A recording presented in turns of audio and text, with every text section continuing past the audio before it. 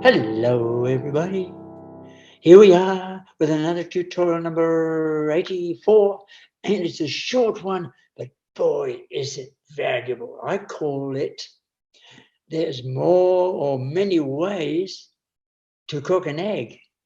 What I mean by that is that in this video, which is going to be a short one, you're going to see that you can get a number in different ways. And I'm going to specialize particularly on the three types of locked little numbers. Locked little numbers going up or down on the column, locked little numbers going right and left on the row, locked little numbers using what we call claiming, and other things as well. So here we go. When we see something like this, it's not a full puzzle, it's just a section of a puzzle. First thing we look at is there a little number that's by itself? No, there isn't. So the next step is that we look for a matching pair inside or within a block. And can you see one? Yes, I can see one here. It's in this block in here. And that's a 4-5 matching pair. And it's in a column. And that's important because if it's in the block and in a column, we can eliminate little or get rid of little numbers in the column as well as in the rest of this block. Let's do the block first. Okay, we'll do 5. Okay, let's say take this one. We'll take the 5 out. Here we can take the 5 out. Here we can remove the 4 and the 5. And let's now do the column. We can get there's a 4, 5 up in here. We can get rid of that 4, 5, and we can get rid of this 5. Well, that was pretty powerful, wasn't it? Just based on the fact that we understood the fact that this matching pair is what they call locked little numbers, meaning that one of these cells there or there has to be 4 or 5. And that enables us to get rid of about half a dozen. Very good. Now, let's go to this block down in here. We'll go from ones. What about ones? Well, there's no locked number ones because we have a cross here and down here and down here as well. If you want to find out what you cannot use when it comes to locked little numbers in a block, you will need to look at tutorial 82 because I cover it in more detail. Now with the twos, let's look at the twos in here. Yes, we can use the twos because here there's only 2 twos. And in this block, we have to have at least one of these become a 2. If that is the case, these 2s are locked. We can get rid of any other 2s up here. Now, here's a 2 right here. We can get rid of that little 2. Now I want to talk about this 2 here. This 2 can be solved in 3 different ways. Remember, the title of this tutorial is there are many ways to cook an egg. Well, let's look at a couple of ways to begin with. This 2 has to be 2 for one reason is this. It's the only 2 in this row. So that would make it a 2.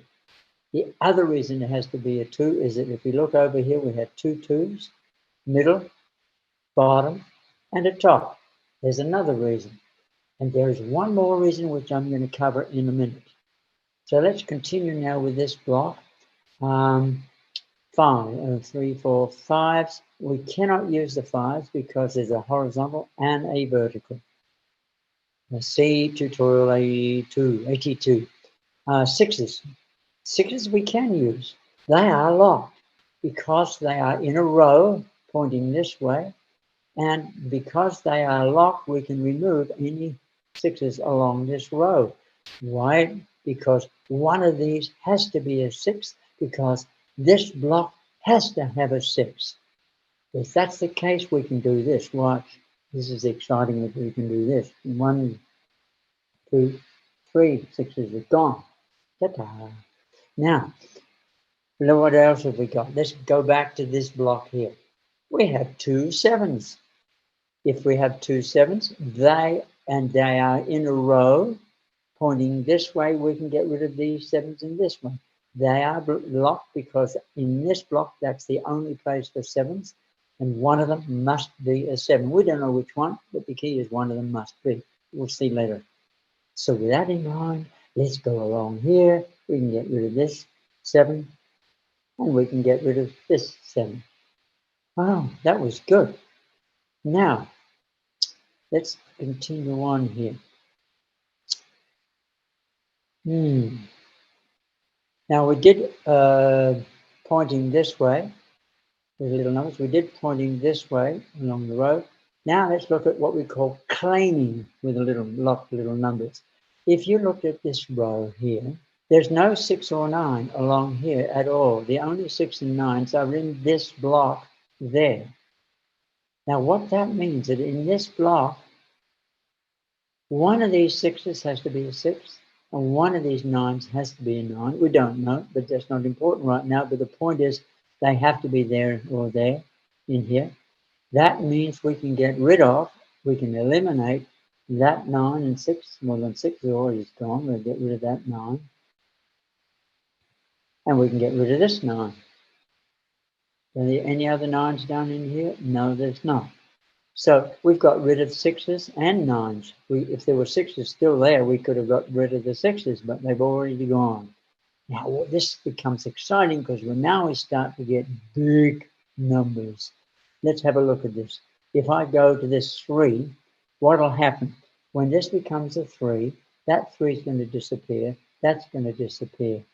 Why do I say that now? Because if you are working with a book, puzzle book, or you're working on a newspaper or magazine, you're going to have to get rid of those yourself. But this particular program gets rid of them for you. So watch what happens. They're going to disappear. Here we go. We're going to make that a big 3. Now we have a top, a middle, and a bottom. Now let's push on. When we did that 3, what happened here? We got an 8 all by itself, because all the other numbers have already disappeared already. So what we can do is we can make that an 8. But before I make it an 8, let me point out what's going to change. That 8 is going to disappear, and we're going to have a 1, 9 matching pair. If that becomes an 8, this 8 disappears. And we're going to finish up with a top, a bottom, and a middle. So very quickly, let's see what happens when I make this an 8. Here we go. Now, what happened? The 8 down here disappeared. The 8 here disappeared. Now, let's look at this block. There are 2 ways in which we can make this an 8. We've just shown you one way, but there's another way. If this is a 1, 8, and this becomes a 1, 9, that means that any 1s along this row and any 1s in this block can be removed. Let's do the row first. That 1 goes. And look at this. That 1 goes. And this one here goes. And this one here goes. So we now have a 1, 9 matching pair. So because of that 1, 9 matching pair, this one has to go as well. If that goes, we now have a big 8. So let's make it a big 8, shall we? We'll make that a big 8. And what's going to happen now? We now have a top and a bottom and a middle. Fantastic. Now I want to point out something. This is 2 ways we can get rid of those 5s. We can make this a 5 or we can make that a 5, but that's already a 5.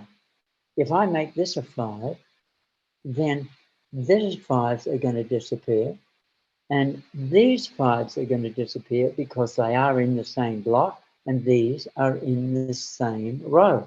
Watch what happens when I make that a 5. These 5s went disappear and these 5s disappear. Let's go back to this row. 4s are locked in this block, but you can't do anything with them. That happens sometimes because there's no 4s along here and no 4s left up in here. One of these has to be a 4.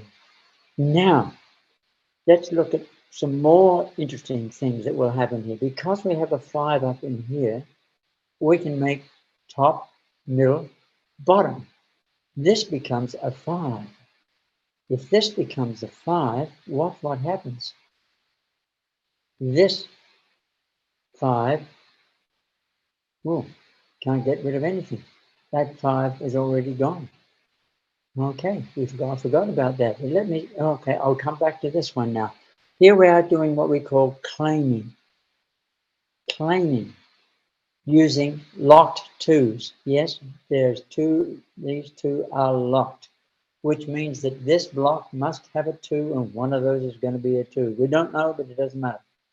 But the fact is that they are locked.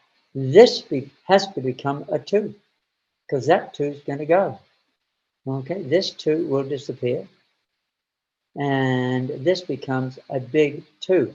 We'll make it a big 2 and that little 2 disappears, giving us a 1. Okay, that makes sense. 2, 2, 2. This now becomes a 1. What will happen when we do make that a 1? This is interesting because all kinds of things are going to happen now. Let's make that a 1. This 1 went. That was a pun. This 1 went. But let's look up. There was a 1 that was up here that went as well. And we're left with a 7, 8 matching pair. Now, when we make this a 5, which we can, it's top, middle, and bottom, we'll make it a big 5. This became a 6. When we made that 5, this we go to 6. When we do this 5, that'll also make that a 6, because that will get rid of any 5s here if we didn't do that 5. So now we're left with a 6. Let's make it a big 6. What did that do? Let's undo it so you can see what it does. Let's look ahead. If this 6 becomes big, that 6 goes. Therefore, this 6 becomes a big 6. Let's do that. Let's make this a big 6. That makes this 6 go, and this becomes a big 6. Now we've got right, center, left. And all that made this a 7, which really was very interesting. If we make this a big 7, because it has to be, then we have a center, left, and a right coming. Now, I just want to complete this by saying this. Quite often when you use the technique of locked little numbers, you finish up with quite a few matching pairs. We have a matching pair here.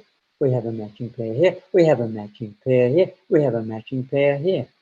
Isn't that neat? Well, I hope you learned something from this tutorial.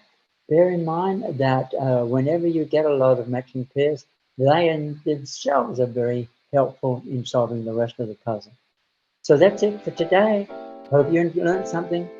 Have a great day. Bye for now.